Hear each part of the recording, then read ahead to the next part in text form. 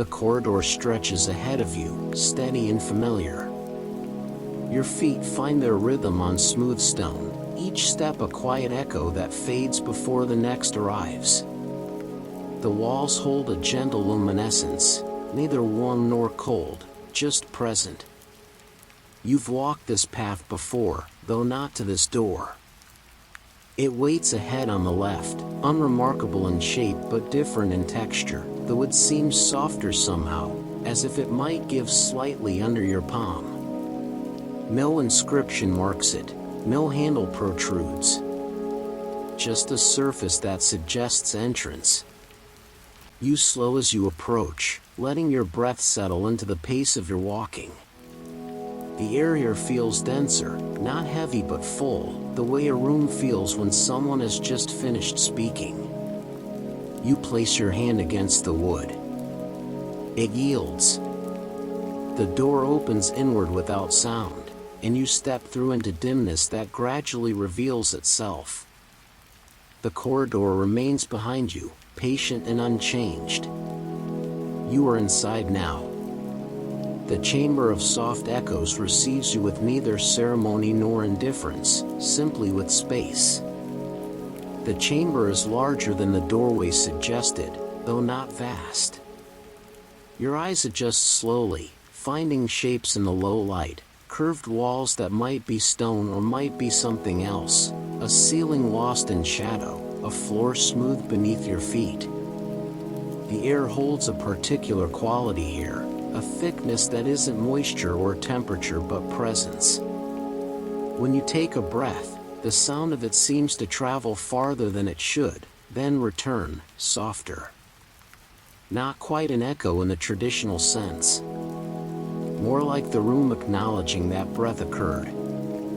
You stand still for a moment, letting your body remember how to be upright without effort.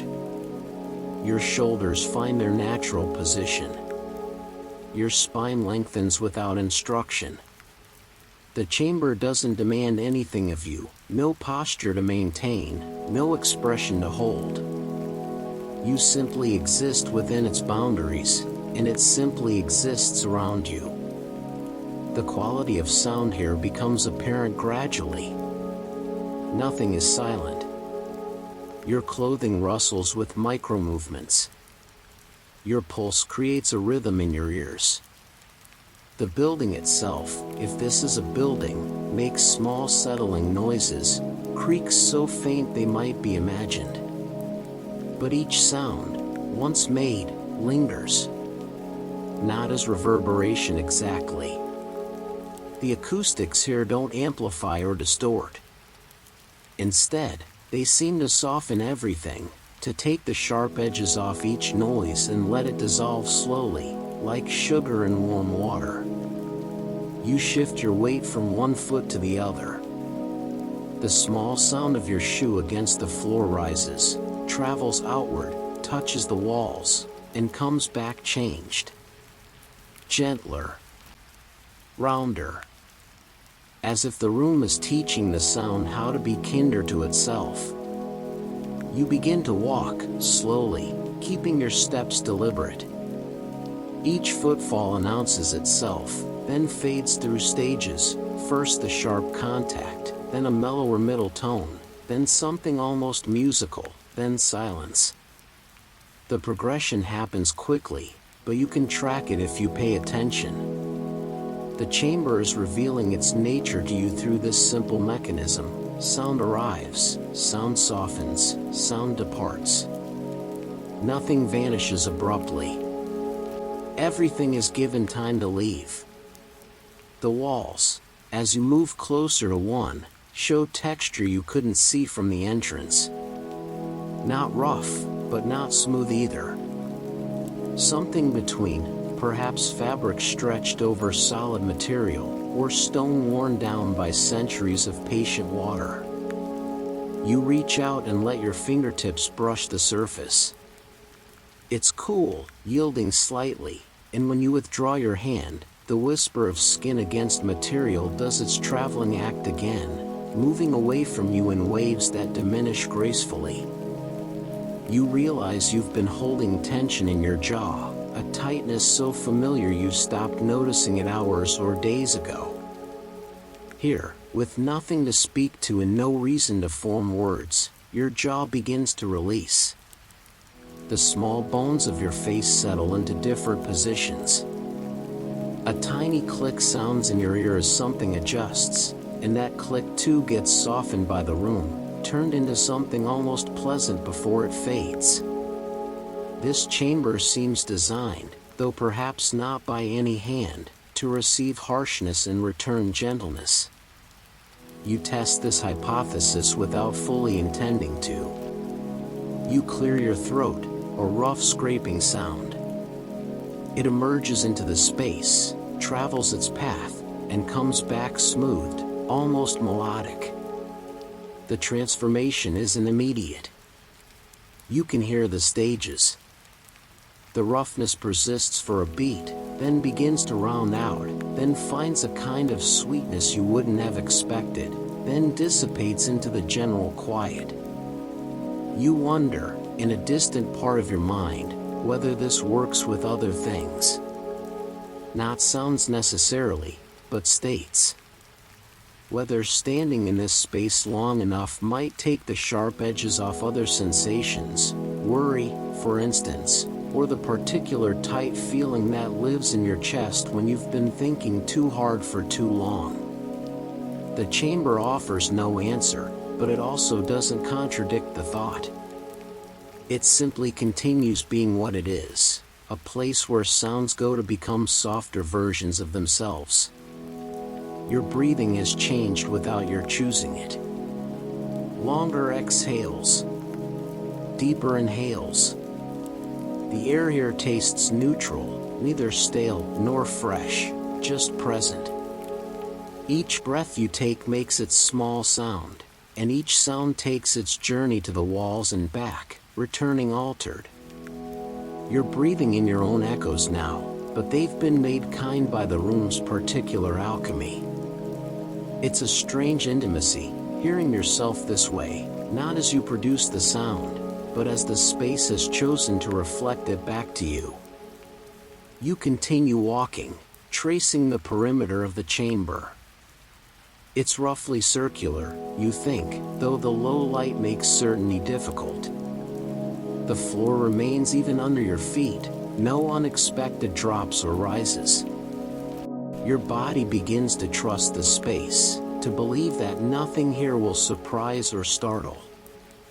This trust allows other things to unwind, the readiness in your muscles, the alertness in your nervous system that keeps scanning for danger or disruption. Gradually, almost imperceptibly, your body starts to believe that this is a safe place to soften.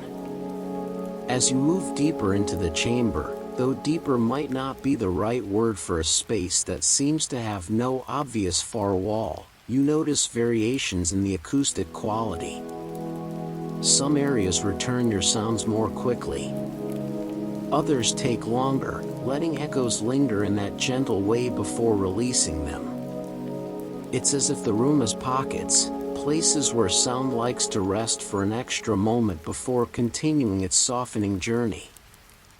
You find yourself drawn to one such pocket, a slight concavity in the wall where the texture changes. Here, the surface feels more like finished wood, smooth and cool. You rest your palm against it and simply stand, listening to the room listen to you. Your heartbeat, which you can usually ignore, becomes audible in this stillness. Not loud, but present. A steady rhythm that the chamber seems to approve of, if a room can approve of anything. The pulse moves through you, a reminder that your body is a collection of continuous processes, always working, even when you forget to notice. The act of noticing becomes easier here. Not forced, not effortful, just available. You notice the temperature, comfortable, requiring nothing from you. You notice the way your clothes sit on your body, loose in some places, making contact in others. You notice a small ache in your lower back that has probably been there all day but was beneath the threshold of your attention, And even as you notice it, it seems to participate in the room's essential quality. The ache doesn't intensify or demand response. It simply exists, and in existing within this space, it too becomes a little softer. You lower yourself to the floor, slowly, using the wall for support. The ground is cool but not cold, and once you're seated, you lean back against the curved surface. From this new position, the chamber reveals different dimensions. The ceiling, still mostly obscured, seems to gather what little light exists and hold it in suspension. You can't identify a source for the illumination. No windows, no lamps, no obvious gaps in the structure. Just this persistent gentle glow that allows you to see shapes without seeing details. Sitting changes your relationship with the echoes. Now when you move, the sounds travel differently, lower to the ground, spreading outward in paths your standing self didn't access. You slide your hand across the floor beside you, fingers dragging slightly. The soft rasp of skin on stone moves away from you in concentric rings, each ring softer than the last, until the sound becomes indistinguishable from the general quiet of the space. You close your eyes. With vision removed, the acoustic properties of the chamber become more pronounced. You can hear your own breathing more clearly now, the intake through your nose, the descent of air into your lungs, the pause, the release. Each phase of the breath cycle makes its own sound, and each sound gets processed by the room's invisible architecture. The inhale, typically a private event, becomes something you can track through space. You hear it leave your body as a subtle whisper, travel to the nearest wall, touch the surface, and return transformed. Softer, yes, but also somehow more substantial. As if the echo carries more weight than the original, despite being quieter. Time behaves strangely here. You have no way to measure it, no watch, no sun angle, no external markers. But your body's internal clock, usually reliable, seems to waver. Have you been sitting for 2 minutes or 20? The question arises but finds no answer, and eventually the question itself softens and departs, treated by your mind the way the chamber treats sounds. Arising, existing briefly, then dissolving without urgency. You open your eyes again and find that nothing has changed, which is somehow comforting. The chamber remains exactly as it was, dim, curved, patient.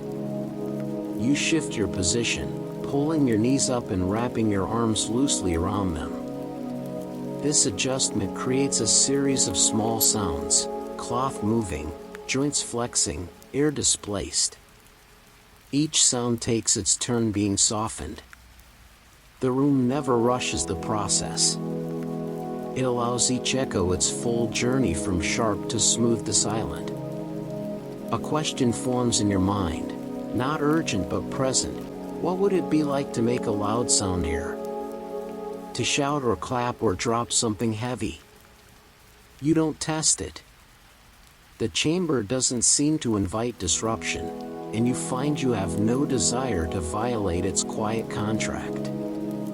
But you wonder about the transformation that would occur, whether something truly harsh could survive the space's influence, or whether even a scream would become something bearable by the time it returned to you. The wondering itself is pleasant. Not anxious wondering, not the kind that loops and tightens.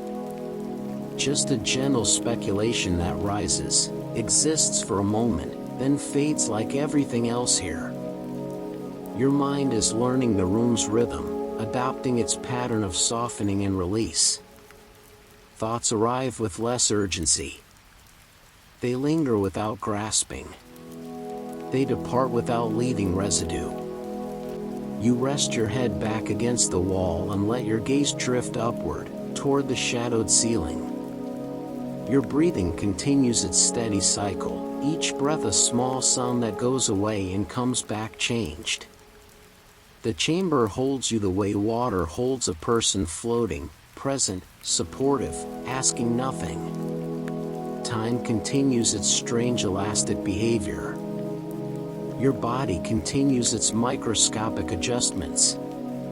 And the echoes continue their work, taking everything sharp and returning it softened, again and again, without tiring, without complaint, without end. Eventually, and you can't say when the decision forms, you stand again.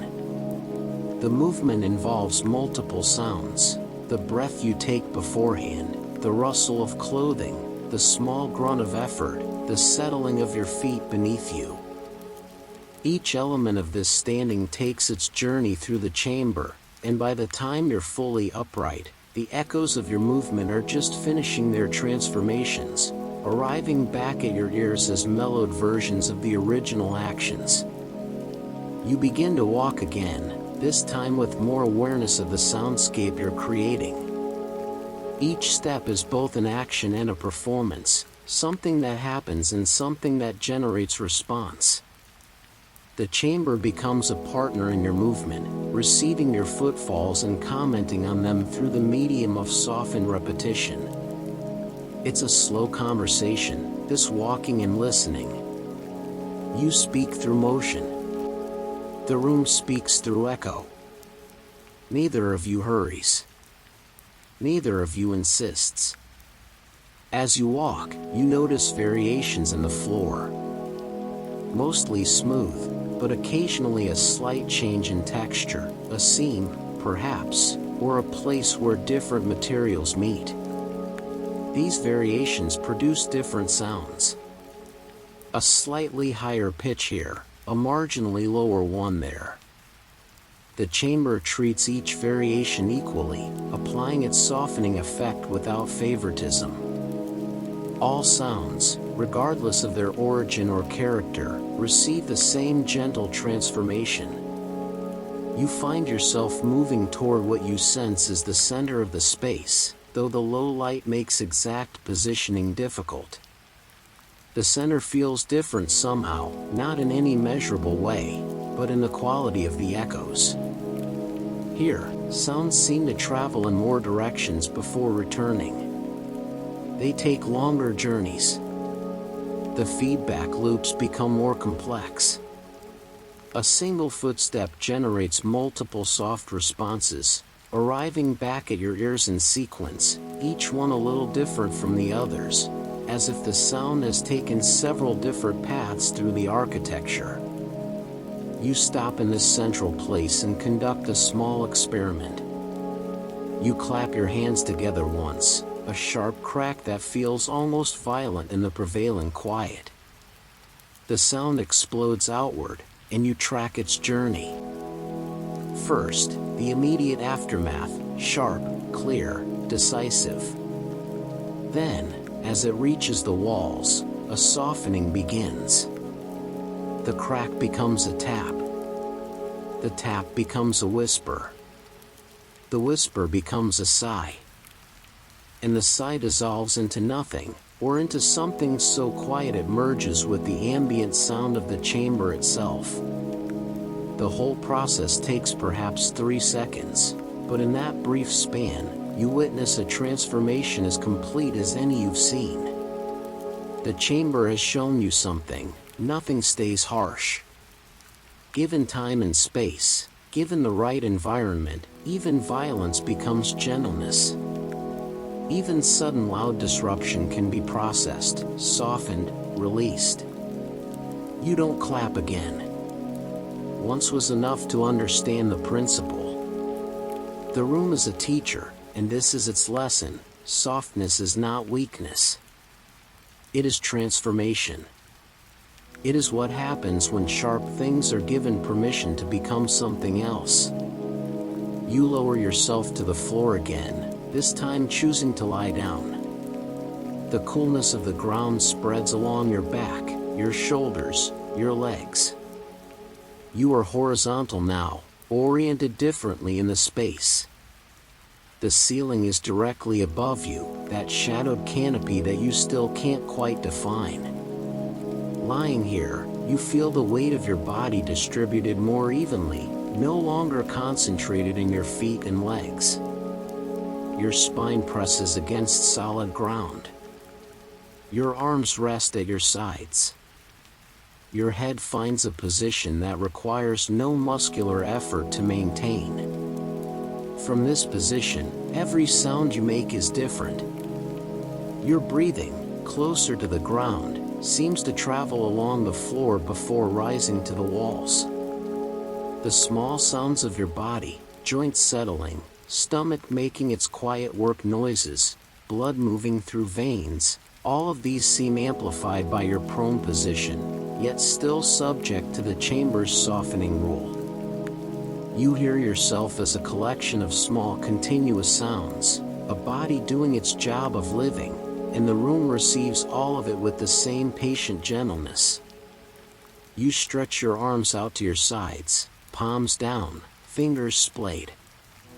This creates a gentle swishing sound, skin and cloth against stone. The sound moves away from you in both directions, a stereo echo, and when it returns it's been made kind by distance and by the room's essential nature. You do this several times, small movements that generate small sounds, and each time the chamber responds, reflects, softens, releases. A memory arrives, unexpected but not unwelcome. Someone's voice from years ago, saying something you can't quite recall. Not the words, but the tone, harsh, critical, sharp in a way that left marks. The memory has always carried that sharpness, retained the cutting edge even across time. But here, held in this space, even the memory of the harsh voice seems to soften. Not the content, that remains, but the charge it carries, the way it resonates in your chest when you recall it. The chamber can't change the past, but it can perhaps change how the past sounds when it echoes in your present. Even remembered harshness can be transformed, can take on a rounder, less wounding quality. You let the memory exist without fighting it, and you notice how it behaves differently here. In the usual course of things, a painful memory surfaces and you either push it away or get caught in it. But here, with the room demonstrating its constant pattern of arising, softening, and dissolving, the memory follows the same path. It comes. It exists. It becomes less sharp. It fades. And you remain, breathing, horizontal, held by cool stone and whatever gentle physics governs this strange architecture of diminishment.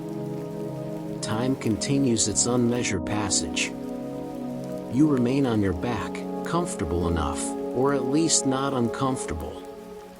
The boundary between comfort and discomfort seems less distinct here, as if the chamber has softened that edge too. You exist in a state that is simply neutral, not pleasant, not unpleasant, just present. Your body occupies space. The space receives your body. The arrangement requires nothing from either party.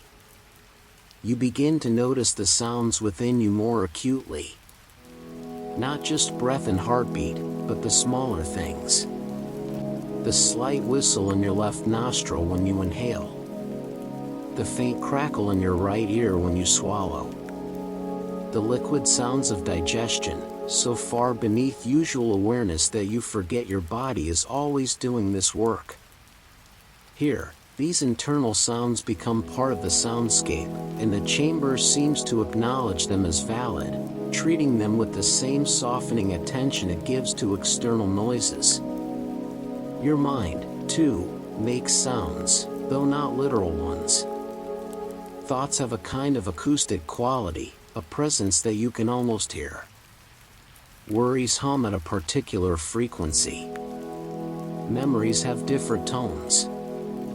Plans and anxieties each carry their own sonic signature, though you can't actually hear them with your ears.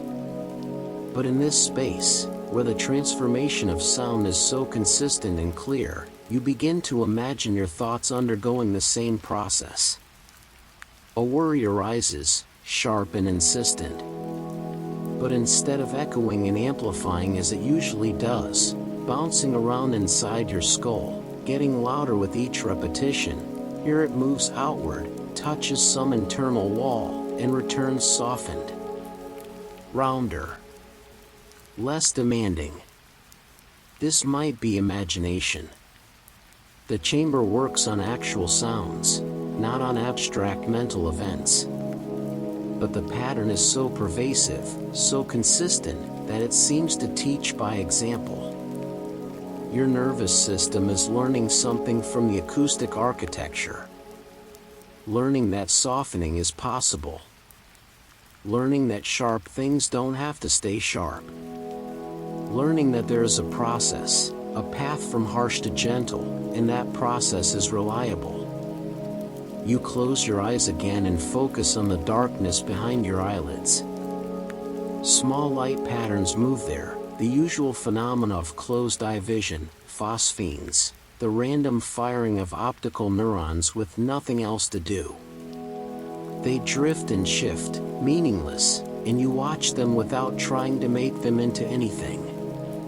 Just light and dark interacting, a private show for an audience of one. Even this visual noise seems part of the chamber's domain somehow, as if everything that happens within these walls is subject to the same principle of gradual softening. A sound from outside, or what you assume is outside, reaches you. Faint, indeterminate, it might be wind or water or something moving at a great distance. The chamber receives this external sound and processes it the same way it processes everything else. By the time it reaches your ears, it's been made gentle, stripped of any startling quality. The outside world can still reach you here, but only in this softened form. The chamber acts as a buffer, a translator that takes whatever arrives and converts it into something bearable. You experiment with your own voice, speaking a single word aloud. Here, the word emerges from your throat, travels through the air, and begins its transformation. The hard H softens. The vowel elongates and mellows. The R at the end loses its sharpness. By the time the echo returns, the word has become something more like a sigh, a breath with meaning rather than a hard packet of consonants and vowels. You don't speak again. The experiment was sufficient. Your voice, like everything else in this place, is subject to the same kind laws of diminishment. Lying on the cool floor, your body begins to feel different. Not numb exactly, but less insistent. The boundary between your skin and the air blurs slightly. You remain aware of your physical form, you don't disappear into some altered state, but the sharp definition of where you end and the chamber begins becomes less important. You are a body in a space, and the space is treating you with the same patient gentleness it treats everything else.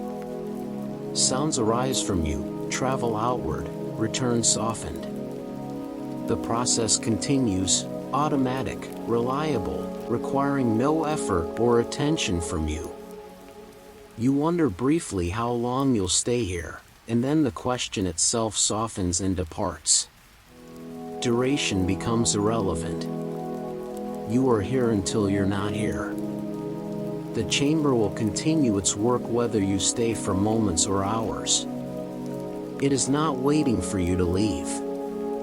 It is not encouraging you to remain. It simply is, and you simply are, and the two of you coexist in this state of mutual, gentle presence, where nothing harsh lasts long, where every sharp edge eventually finds its way to smoothness, where the echoes of everything always come back changed for the better. You shift slightly, rolling onto your side, and the movement generates its small symphony. Fabric slides across skin. Your hip bone makes contact with the floor, a tiny pressure adjustment. Your arm bends to pillow your head, and the joint produces a whisper-quiet sound that only you could possibly hear. But the chamber hears it too, in its way, and responds with its characteristic gentleness. Even these microsounds, these nearly silent events of a body rearranging itself, receive the full treatment. They are acknowledged, carried to the walls, and returned as softer versions of themselves. From this sideline position, your perspective of the chamber shifts. What was ceiling is now wall. What was distant is now near. The curve of the space becomes more apparent, the way the surfaces flow into each other without sharp transitions. Everything here is gradual. Even the architecture refuses abruptness. Corners, if there are any, are so rounded they barely qualify as corners. More like suggestions of where one surface decides to become another surface. Your eyes have adjusted fully now to the low light, and you can see more texture than you could initially. The walls have patterns, very subtle ones, swirls or grain or some other form of natural variation. They remind you of wood, but also of stone, but also of something organic that you can't quite name. As if the material itself can't decide what it wants to be and is settled on being all possibilities at once. This ambiguity feels appropriate. The chamber is not interested in definitions or categories. It exists in a state of gentle uncertainty, and that uncertainty is part of its power. You reach out and touch the wall again, letting your hand rest against the cool surface. You can feel your pulse in your fingertips where they make contact. The tiny throb of blood moving through capillaries, that most fundamental rhythm. The wall receives this information, though you don't know what it does with it. Does it feel your heartbeat through the contact? Does the chamber have some awareness of the living bodies that enter it? These questions are pleasant to consider but impossible to answer. The room keeps its mechanisms private. It shows you the effects but not the causes. A thought arrives, more clearly than most. You have been holding things tightly for a long time. Not physical things, though perhaps those too, but mental and emotional things. Gripping them, controlling them, making sure they don't slip away or change into something you can't manage. The effort of that holding has been so constant you stopped noticing it. But here, with the chamber demonstrating over and over that things can be released, that they will soften and depart if allowed to do so, the grip loosens slightly. Not dramatically. Not even consciously at first. But your hands, which had been lightly fisted, relax. Your jaw, which had maintained its familiar tension, eases another small degree. The chamber is teaching without instructing. It makes no demands, offers no lectures. It simply shows you through repetition, everything that arises will eventually subside. Every sound that begins will find its ending. Every sharp moment will be processed into gentleness if given the right conditions. You are both the observer of this process and a participant in it. Your sounds are being softened. Your presence is being held with the same neutral kindness the space extends to everything. You draw your knees up slightly, creating a more compact shape with your body. The curled position feels protective but not defensive. Like an animal at rest, conserving heat, occupying less space but doing so without anxiety. The chamber seems to approve of whatever shape you choose. Sprawled or curled, still or moving, the space maintains its gentle reception. You could dance here and the sounds of dancing would be softened. You could cry and the sounds of crying would be returned to you as something bearable. The chamber makes no distinction between joy and sorrow, between calm and distress. All sounds are equal before the softening. This equality is deeply comforting, though you can't fully articulate why. Perhaps because it removes the pressure to be in a particular state. You don't have to be peaceful to deserve gentleness. You don't have to be quiet to deserve softening. Whatever you bring to this space will be received and transformed according to the same principles. The chamber is not selective. It is comprehensive in its kindness.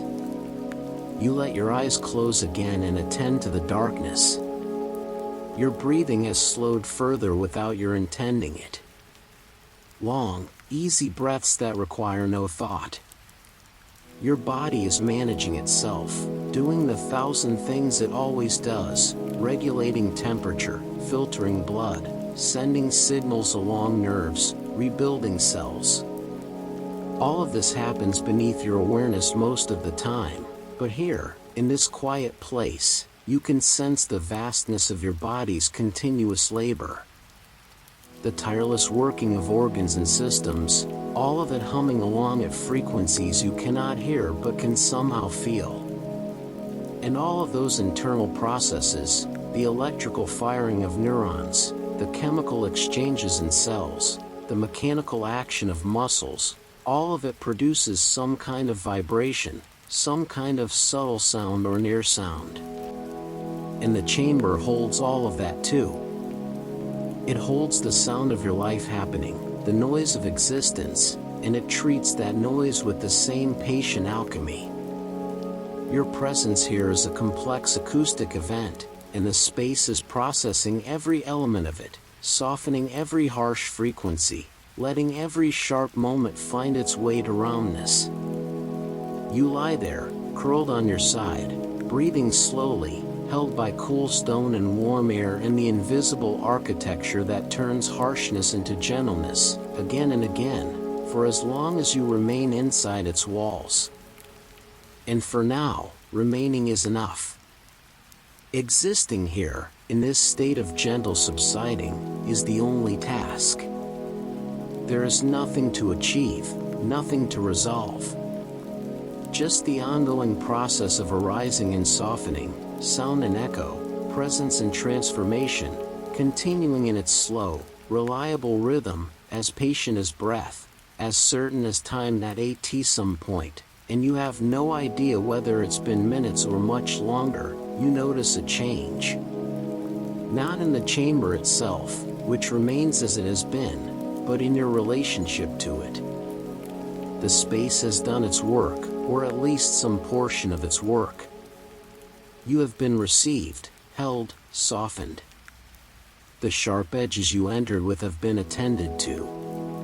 And now, without any sense of urgency, you begin to feel the possibility of leaving.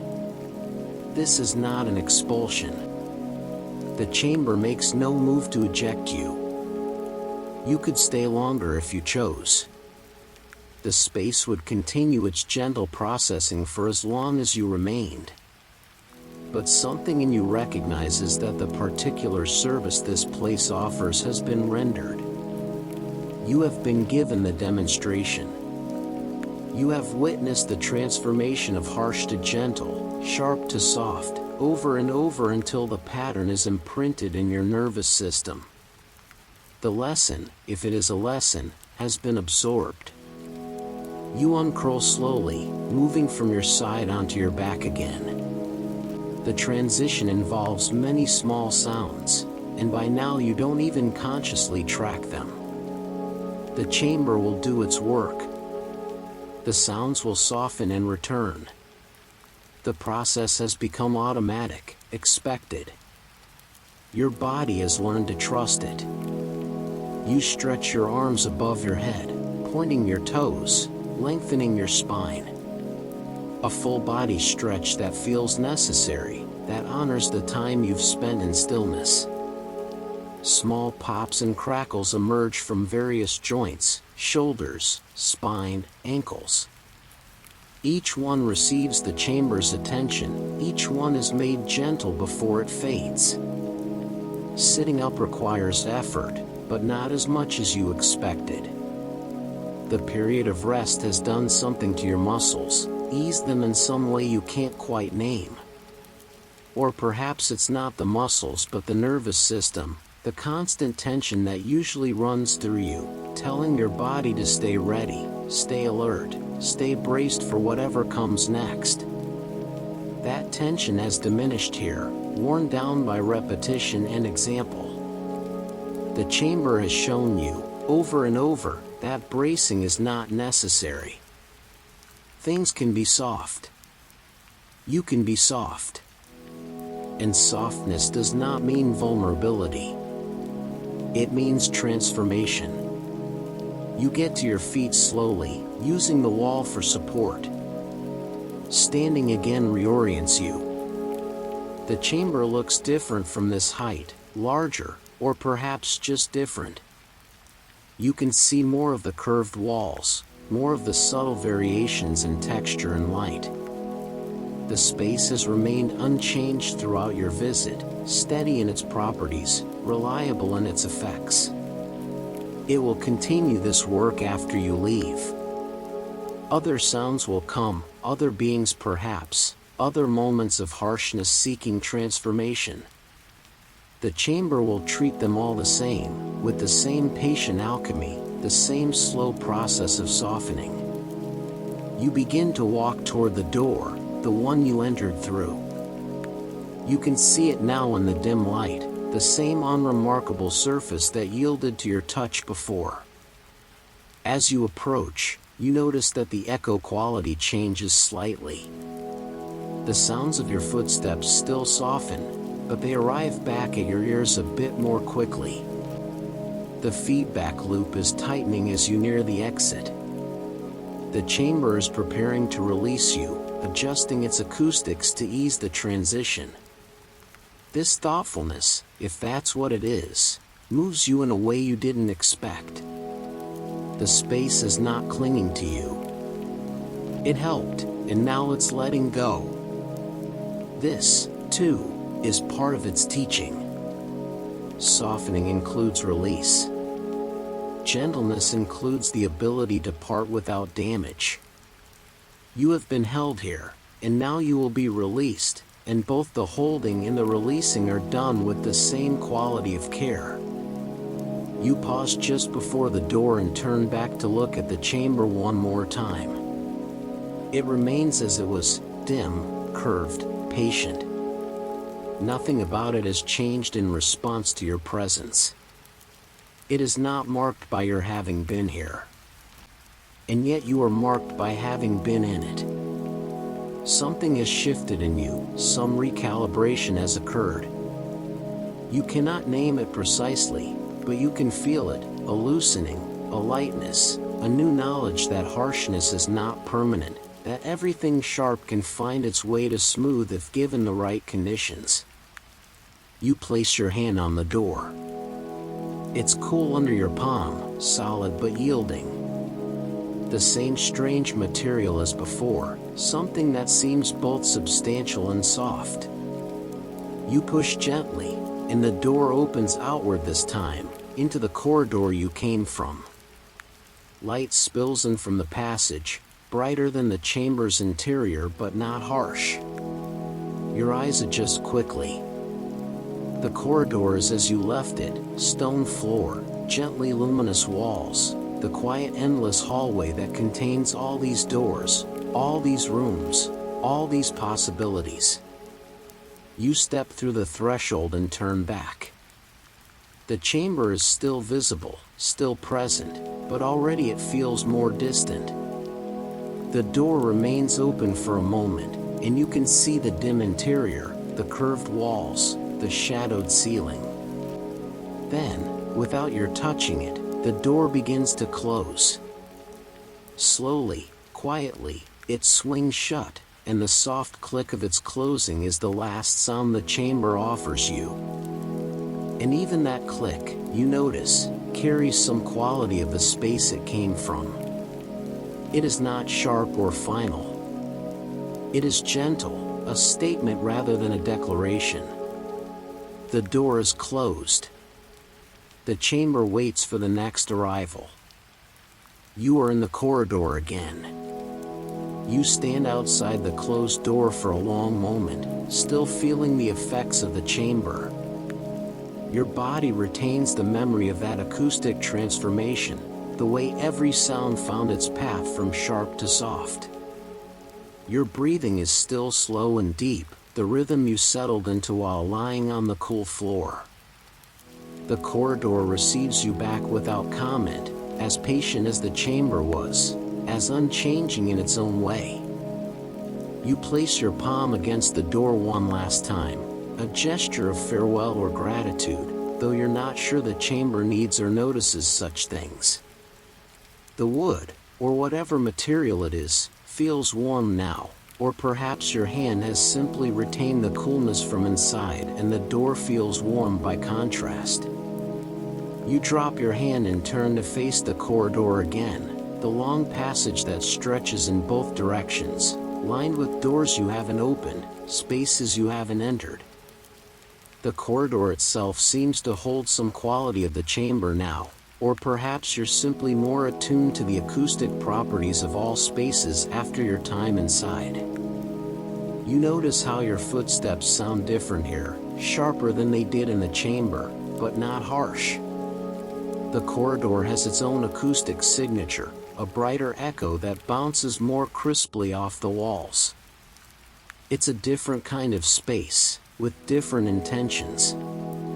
Not better or worse, just different. The corridor is for passage, for transition. The chamber was for dwelling, for transformation. As you walk, you test your memory of the chamber's effects. You create a small sound, a clearing of your throat, and listen to how it behaves here in the corridor. It echoes, but normally. The sound travels, hits the walls, bounces back without transformation. The corridor doesn't soften. It simply reflects. This is useful information, a reminder that the chamber's properties were specific to that space. You haven't carried its acoustic alchemy with you into the hallway. What you've carried is subtler, the knowledge that such alchemy is possible. The felt sense of having experienced it. The memory in your body of what softening sounds like, feels like, allows. You continue walking, not hurrying but not dawdling either. The corridor seems to approve of steady pace, of purposeful but unhurried movement. Other doors pass by on either side, some identical to the chamber's entrance, some distinctly different. You don't try them. One space was enough for now. The chamber gave you what it had to offer, and you received it. To immediately seek another room would be to disregard what you've just learned. Better to walk, to integrate, to let the experience settle into your body before seeking another transformation. The walls of the corridor are smooth here, without the texture the chamber had. Just stone or something like it, solid and cool to the touch if you reach out as you pass. The light remains constant, that sourceless glow that makes everything visible without creating harsh shadows. It's the perfect light for walking, for movement, for the in-between state of transitioning from one place to another. You notice your body is still carrying the relaxation from the chamber. Your shoulders remain low and easy. Your jaw is loose. The chronic tension you brought into that space, tension you were barely aware of, has not entirely returned. Oh, there's some tightness creeping back in, the familiar patterns reasserting themselves as they always do. But there's more space now around the tension. It doesn't grip quite as hard. The edges aren't quite as sharp.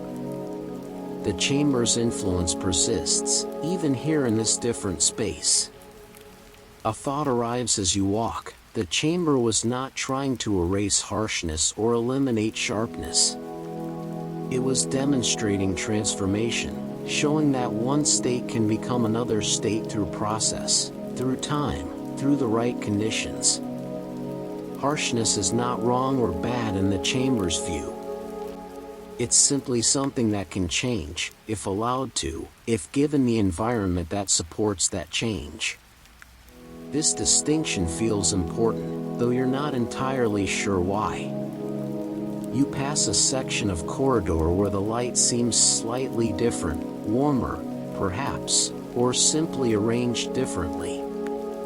Small variations like this appear occasionally in the passage, reminders that even in a space as apparently uniform as this corridor, there is subtle diversity, small changes in quality and character. The corridor is not monotonous, not a featureless tube. It has its own rhythms, its own micro-variations, even if they're more subtle than what you experienced in the chamber. Your breathing continues its slow, deep pattern. You don't try to change it or speed it up. The chamber taught you something about respecting the rhythms that want to establish themselves, about not forcing your body into configurations that don't suit the moment. If slow breathing is what your system wants right now, then slow breathing is what you'll maintain. The corridor doesn't demand anything different. It simply provides space for movement at whatever pace you choose. As you walk, you realize you have no destination in mind. You're not looking for an exit, not searching for another door to open. You're simply walking, allowing the act of movement to be its own purpose. The corridor supports this. It doesn't seem to have an end, or if it does, the end is so far away it doesn't matter. You could walk for a long time here, just placing one foot in front of the other, breathing, existing in motion, and the corridor would accommodate you. This realization brings a kind of freedom. There's nowhere you need to be. Nothing you need to find. The walking itself is sufficient. The rhythm of walking establishes itself as its own form of meditation. Left foot, right foot, breath in, breath out. The sounds your feet make against the stone become a kind of timekeeper, or regular pulse that organizes the passage of moments. Each step is discrete, separate from the one before and the one after, and yet they link together into a continuous chain of movement. You are both the walker and the witness to the walking, both creating the action and observing it unfold. The corridor curves gently ahead, the first deviation from straightness you've encountered.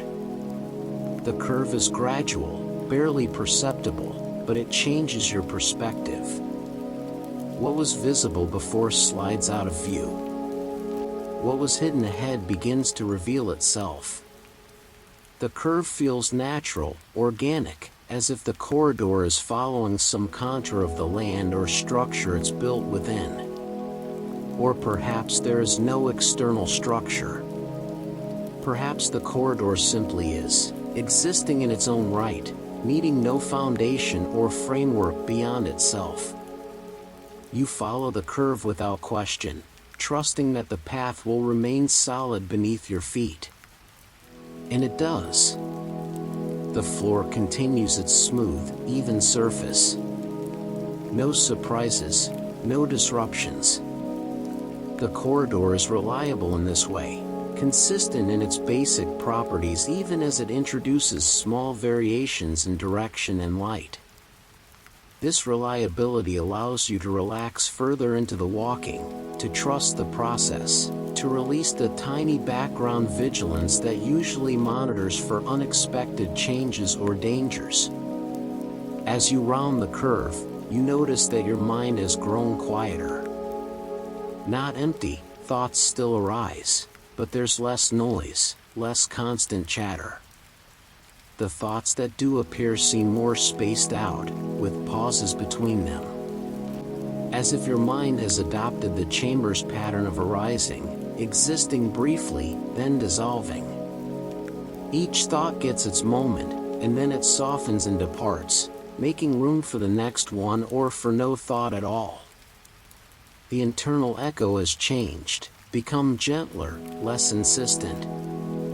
This mental quiet is not something you achieve through effort or technique.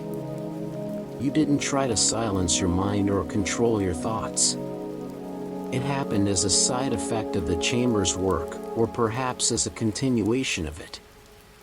The space showed your body and nervous system a different pattern, and that pattern is continuing to express itself even here, in this different environment. The softening learned in one place can apparently persist in another place, can influence how you move through spaces that don't share the chamber's acoustic properties. You pass another door, this one made of dark metal rather than wood. It's closed, and you have no urge to open it. The door is just there, one possibility among many, and you acknowledge it with a glance and continue walking. The corridor is lined with these possibilities, these unexplored spaces, and that's fine. You don't need to enter every room, experience every transformation. The chamber was enough for now. Its teaching was sufficient. The rest can wait. Your body has found a comfortable pace, a speed that feels sustainable for however long this walking continues. Not fast, not slow, just right. Your arms swing slightly at your sides. Your head is level, gaze soft, taking in the corridor without focusing hard on any particular detail. This is easy movement, the kind your body was built for, the most natural human activity. Walking, breathing, existing in motion through space. Nothing complicated, nothing requiring special skill or knowledge. Just the simple act of moving forward, one step at a time. The temperature in the corridor remains consistent, cool but not cold, requiring nothing from you in terms of adjustment or protection. You're comfortable in your clothing, whatever it is. The air is still, not stagnant but simply unmoving. No breeze, no draft, just quiet air through which you pass. Your passage disturbs it slightly, creates tiny currents in your wake, but these settle quickly once you've passed. The corridor returns to stillness behind you, erasing evidence of your movement, maintaining its state of patient waiting. You become aware of a slight ache in your feet, a reminder that you've been walking for some time. The ache is not sharp or demanding. It's simply information, your body noting the sustained activity. You acknowledge the sensation without judging it or trying to make it go away.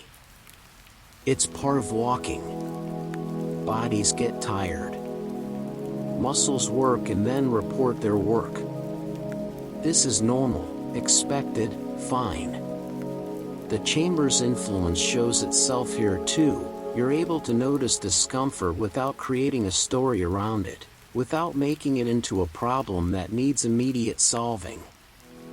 The corridor continues its gentle curve, and you continue following it, trusting that it leads somewhere or nowhere and that either outcome is acceptable.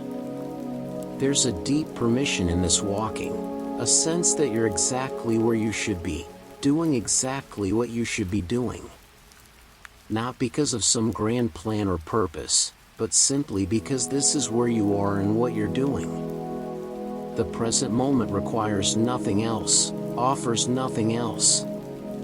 Just this, the corridor, your body, the steady rhythm of footsteps, the quiet persistence of breath. As you walk, you notice other changes, subtle shifts in your internal state that have emerged gradually, so slowly you couldn't point to the moment they began. Your thoughts, which usually move quickly from topic to topic, skittering around like water on hot metal, have slowed significantly. When a thought arises now, it moves through your awareness more leisurely, taking its time, not rushing to be replaced by the next thought. This creates gaps, little pockets of mental silence where nothing particular is happening, where you're simply walking and aware of walking, with no narrative running alongside the experience. These gaps are not empty in an uncomfortable way.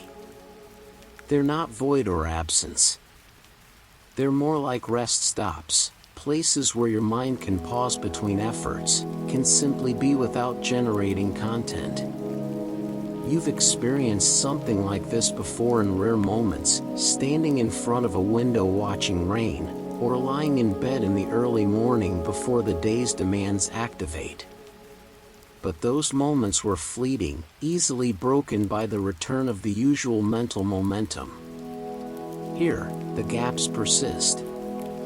They don't feel fragile or temporary. They feel natural, sustainable. The corridor continues to curve, though so gradually you can barely detect the change in direction. It's like walking along the rim of an enormous circle, the curvature so gentle it could be mistaken for a straight line if you weren't paying attention. But you are paying attention, or at least some part of you is, tracking these small variations in the path. The part of you that tracks doesn't interfere with the part that simply walks. Both can happen simultaneously without conflict. This is another gift from the chamber, perhaps, the ability to notice without grasping, to be aware without becoming effortful. You realize, in one of those thought gaps, that you're no longer carrying the weight you entered the chamber with. Not physical weight, that remains, but the other kind. The accumulated tension of days or weeks or months, the burden of holding everything together, of maintaining control, of staying on top of things. That weight has diminished significantly. It's not gone, some of it never leaves, it's just part of being alive, but it's lighter now. More manageable. Less like something you're drowning under and more like something you're carrying, which is a meaningful distinction.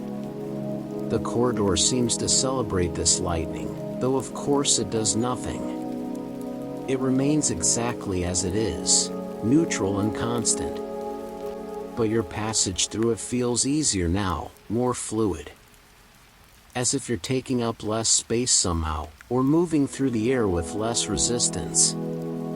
You're still the same size, occupying the same volume, but something has become more streamlined. Your edges are softer. You create less friction with the world as you move through it. Another door passes on your left, this one painted a color you can't quite name in the low light. Blue-green or green-blue, some midpoint between categories. You don't reach for the handle. The door is content to remain closed, and you're content to leave it that way. There's no sense of missing out, no fear that you're passing by something essential. The corridor has plenty of doors. The chamber gave you what you needed from this particular journey. The other rooms will be there if and when you return, if and when you need what they offer.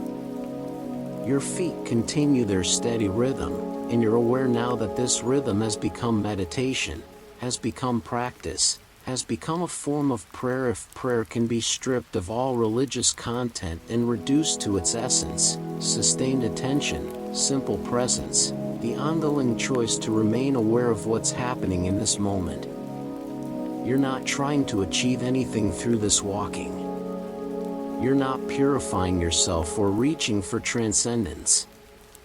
You're just walking, and the walking is enough, and knowing that it's enough is itself a kind of wisdom. The light in the corridor shifts slightly, becoming marginally warmer. Not a dramatic change, just a subtle variation in the quality of the illumination. It's possible you're approaching a different section of the corridor, a zone with its own character and properties. Or it's possible the light simply changes over time, cycling through variations that have nothing to do with position and everything to do with duration. You have no way to know which interpretation is correct, and the not knowing is fine. Mystery doesn't need to be solved to be appreciated. Your breathing, which deepened in the chamber and has remained deep, now feels like the most important thing you're doing. More important than the walking even, though the walking carries you forward. Each breath is a small declaration of aliveness, a small act of trust. You breathe in and your body knows what to do with the air. You breathe out and your body knows how to release what's no longer needed. This exchange happens automatically, beneath your conscious control, but here in the corridor, walking steadily, you're witnessing it happen. You're present for the miracle of respiration, the constant gift your body gives itself without asking permission or waiting for instruction. The ache in your feet has stabilized, found its level. It's not worsening, not demanding that you stop. It's just there, a baseline sensation that your body has integrated into the experience of walking. You can walk with this ache indefinitely, or at least for much longer. Your body is stronger than you usually give it credit for, more resilient, more capable of sustained effort. The chamber taught you something about this too, about the difference between actual limitation and imagined limitation, between genuine need for rest and habitual resistance to effort. You continue walking, following the curved path, breathing deeply, thinking occasionally but mostly just being, and the corridor continues to receive you, to provide solid ground and sufficient light and enough space to keep moving forward. This is the contract between walker and passage. You keep walking, and the corridor keeps existing. Neither party demands more from the other. Neither party withholds what the other needs. It's a simple arrangement, almost perfect in its simplicity, and you're grateful to be part of it, grateful to be here, moving through this strange and patient space, carrying your softened self through the endless gentle turning of the path. At some point, and again, you can't specify when, you notice that the quality of your walking has changed. Not in any dramatic way, but subtly. You're still placing one foot in front of the other, still maintaining the same basic rhythm, but there's a sense now of approaching something, of nearing a transition even though the corridor looks the same ahead as it has for however long you've been walking. It's a felt sense, not something you can see or hear. Your body knows before your mind does that the walking phase is coming to an end. This knowing doesn't create anxiety or anticipation. You're not eager for the walking to be over, not relieved that it might end soon. You've been content in the walking, and you would be content to continue. But there's also no resistance to the idea of stopping, of arriving somewhere. The chamber taught you something about flowing with transitions rather than fighting them, and that teaching applies here. When the walking is done, it will be done.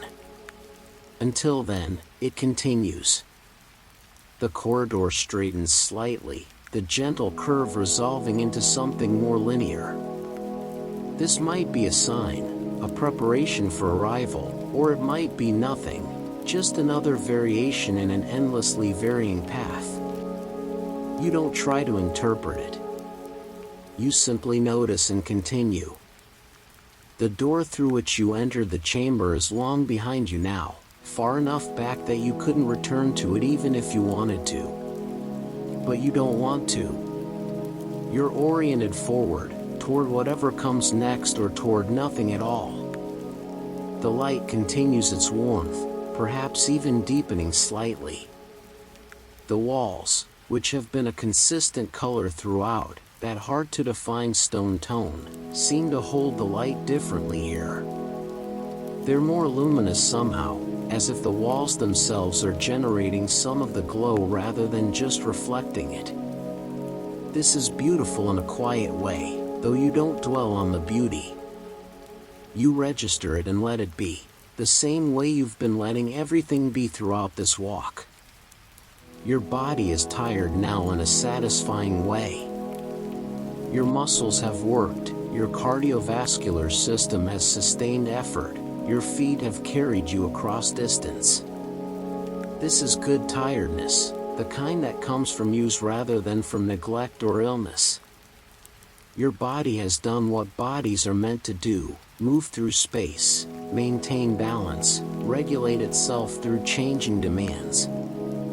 There will be rest later, probably, but for now the tiredness is just another sensation, neither good nor bad, just present.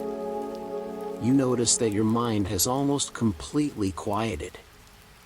Thoughts are rare now, occasional visitors rather than constant companions. When one does arise, a memory, a planning impulse, or random association, it moves through quickly and without weight. Your mind has learned the chamber's patterns so thoroughly that it's applying it automatically. Everything that arises is being treated with gentleness, allowed to exist briefly and then released. You're not doing this. It's happening on its own, the natural result of having spent time in a space where this was the only pattern available. Ahead, the corridor continues, unchanging and constant. There is no visible end point, no door or archway or junction. Just more of the same gentle passage, lit by sourceless light, bounded by smooth walls, floored by cool stone. You could walk forever in this space, or so it seems.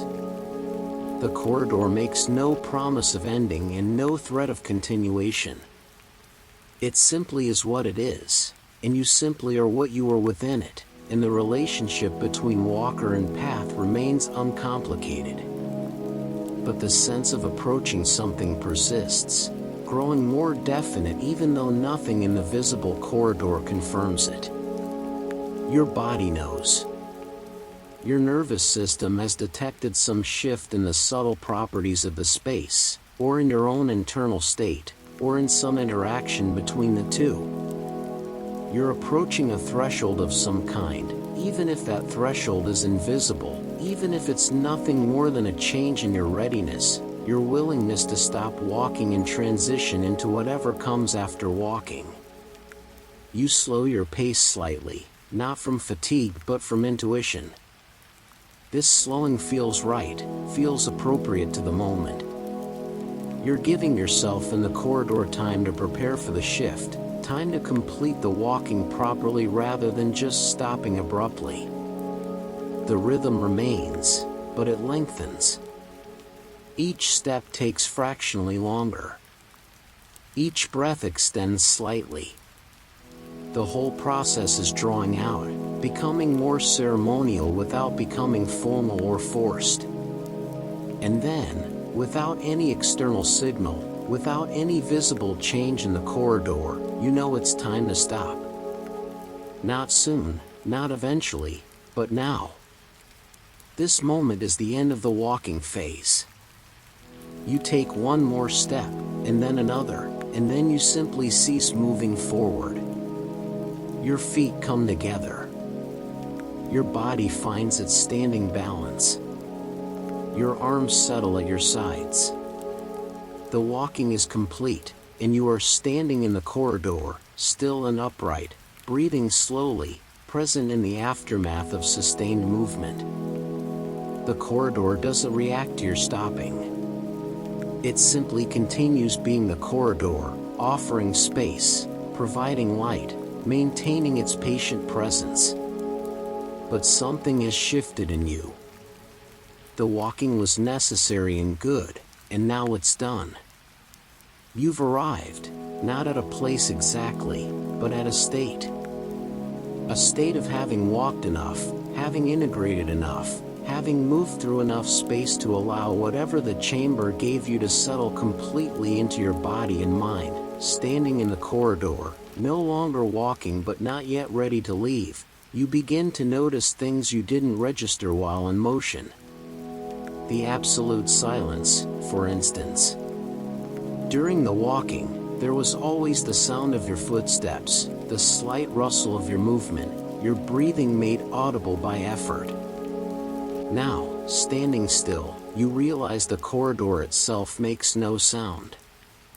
None.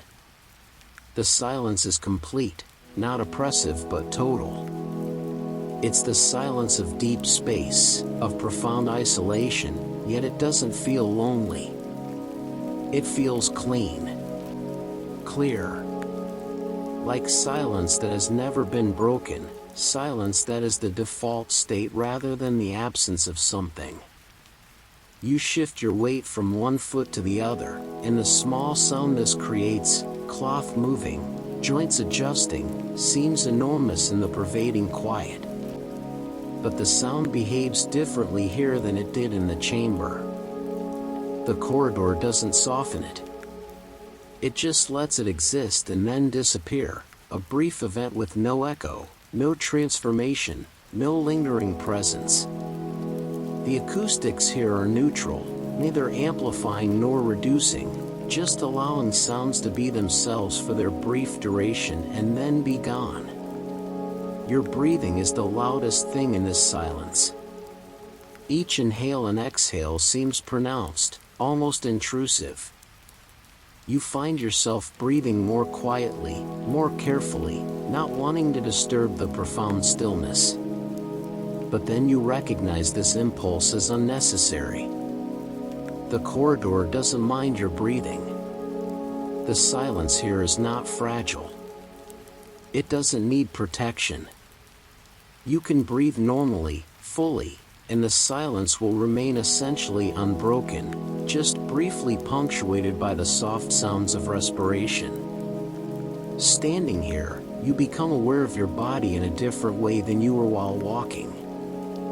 Walking bodies are bodies in action, muscles contracting and releasing, joints flexing, balance constantly adjusting. Standing bodies are different, still active, still working to maintain upright posture, but in a steadier, more static way. You feel the constant micro-adjustments your muscles make to keep you from falling, the small shifts in weight distribution, the slight sway that standing humans always have even when they think they're perfectly still. This standing body carries the residue of the chamber's work. The softness is still there, the looseness in joints and muscles that you didn't have before. Your shoulders are low. Your jaw remains unclenched. The chronic tension that usually lives in your lower back has diminished to something barely noticeable.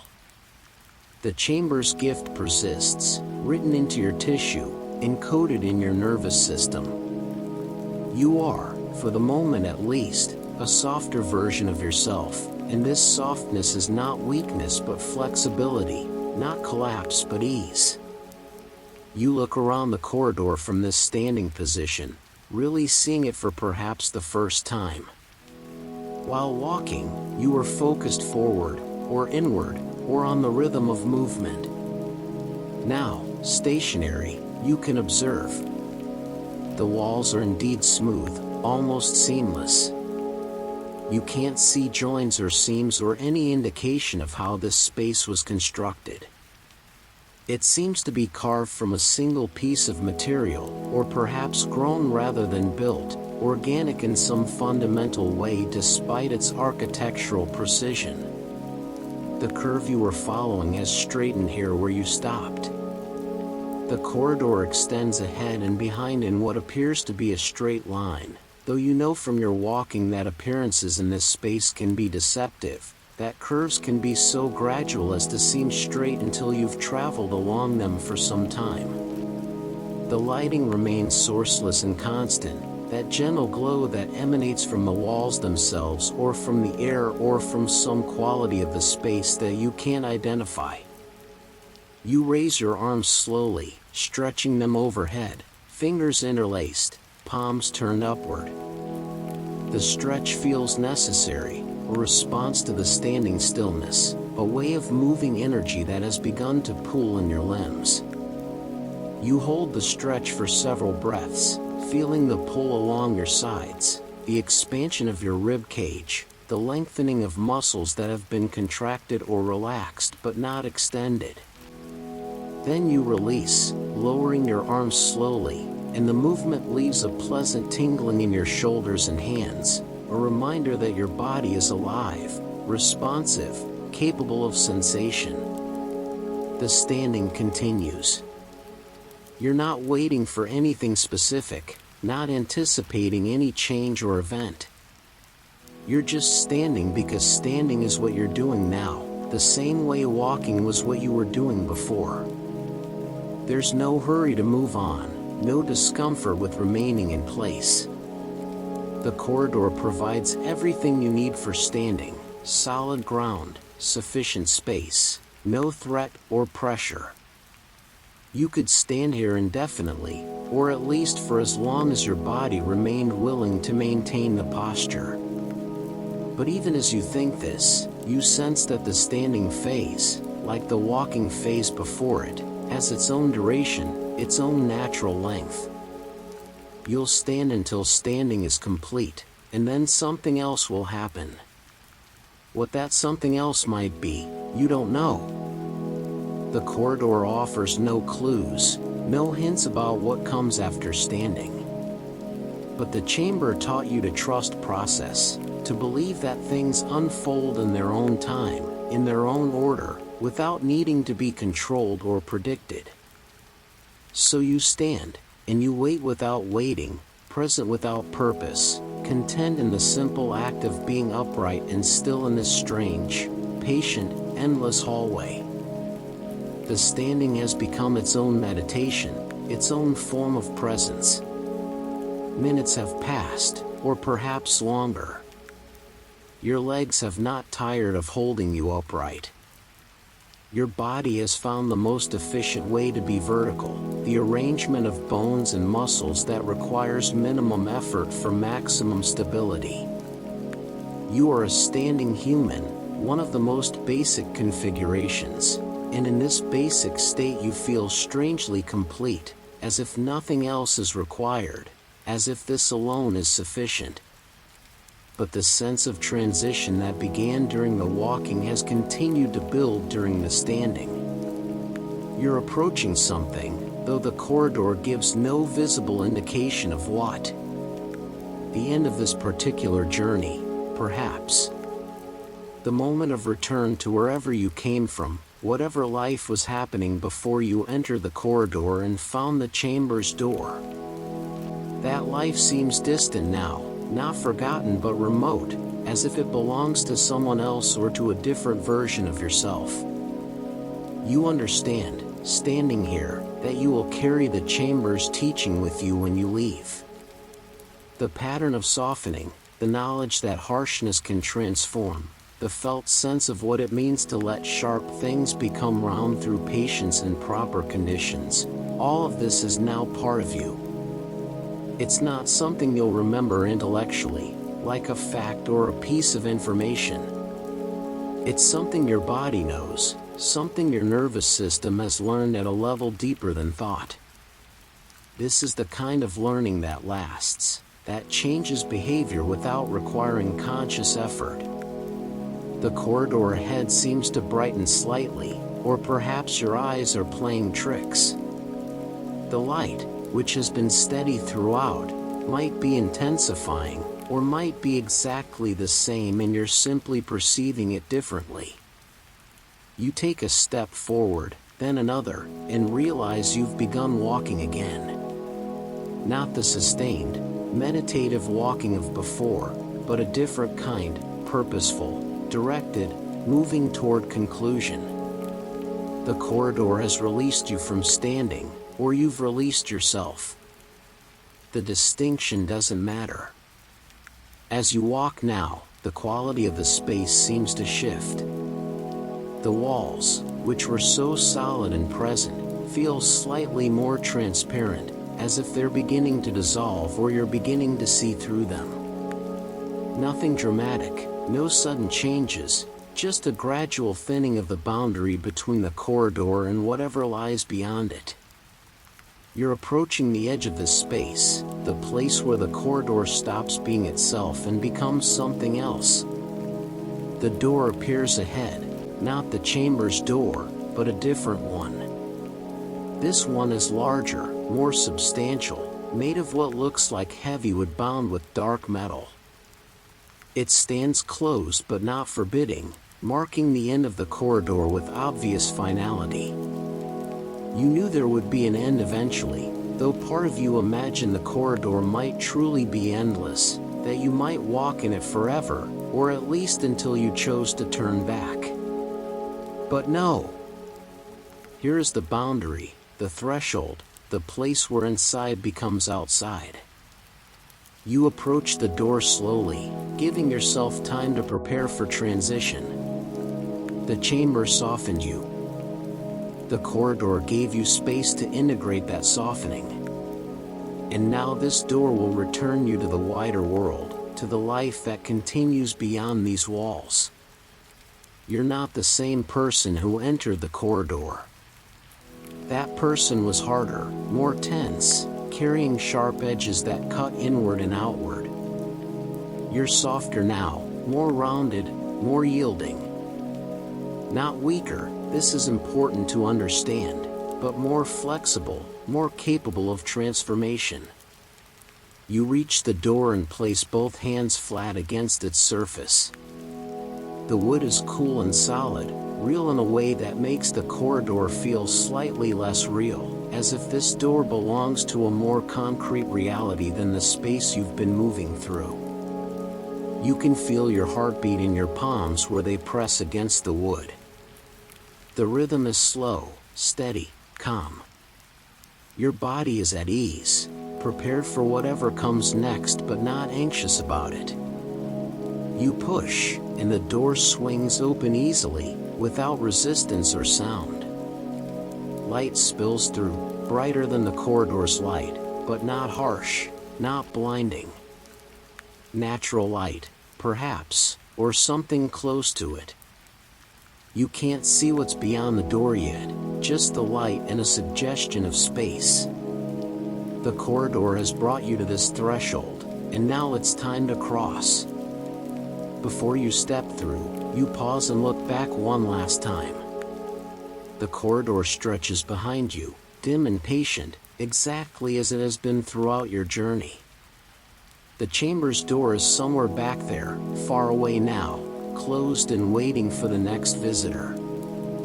You feel a wave of something, gratitude, maybe, or simply acknowledgement. This place gave you something valuable. This strange architecture of passage and transformation served you well. Then you turn back to the open door, to the light beyond, and you step forward. Your foot crosses the threshold.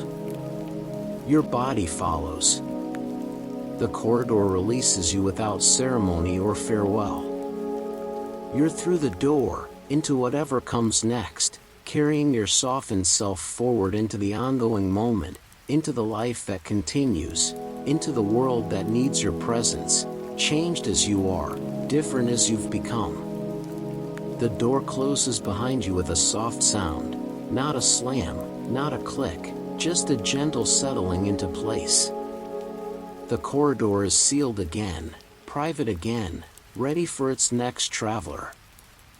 And you are here, wherever here is, breathing slowly, standing softly, present in the aftermath of transformation, knowing that harsh can become gentle, that sharp can become smooth, that everything changes given time and proper conditions, and that you are proof of this, evidence of possibility, walking confirmation that softening is real and available and waiting for anyone willing to step through the right door and spend time in the room beyond. You stand in the new space, wherever it is, whatever it might be. The corridor is behind you now, inaccessible, sealed away. But its teaching remains. The chamber's work persists in your tissue, in your breath, in the way you hold yourself against gravity. You are different than you were, and the difference is subtle but real. Sharp things have been smoothed. Hard edges have found roundness. The transformation was gentle and thorough, and it continues even now, even here, even as you move forward into whatever awaits. The echo of soft sounds lingers in your memory, not as noise, but as possibility. Everything that seemed fixed can change. Everything harsh can find its way to gentleness. The door is closed behind you, but the chamber's gift travels with you, a carried softness, a learned pattern, a body's memory of transformation. And that is enough. That is everything. That is what you take with you into the moment that comes next.